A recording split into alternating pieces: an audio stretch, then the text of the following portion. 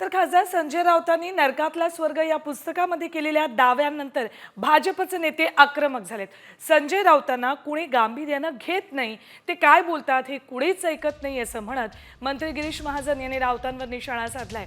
तर बाळासाहेबांनी सर्वांनाच मदत केली आहे अशी प्रतिक्रिया संजय शिरसाट यांनी दिली आहे।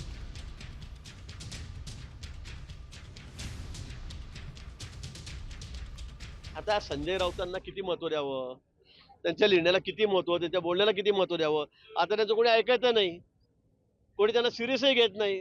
सकाळ झाली की त्यांचा आपला भोंगा सुरू असतो, त्यांना काय लिहायचं तरी लिहू द्या।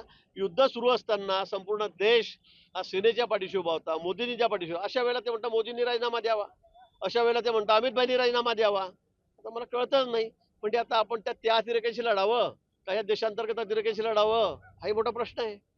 जे क्रिमिनल माइंड चालतं ना त्यांचं, त्या पद्धतीनं त्याच्यामध्ये तुम्ही बघा, कुठेही त्यांनी हे सर्व करताना शरद पवारांच्या नावाचा जाणून बुजून उल्लेख केला आणि त्याच्यात त्यांनाही गुंतवून ठेवलं की पवार साहेबांनी सुद्धा मदत केली। म्हणून ही स्क्रिप्ट आहे, याला एवढं सिरियस घ्यायचं काम नाहीये। आणि मोदीला पंतप्रधान करा अशी पहिली मागणी त्या काळात शिवसेना प्रमुखांनी केली होती।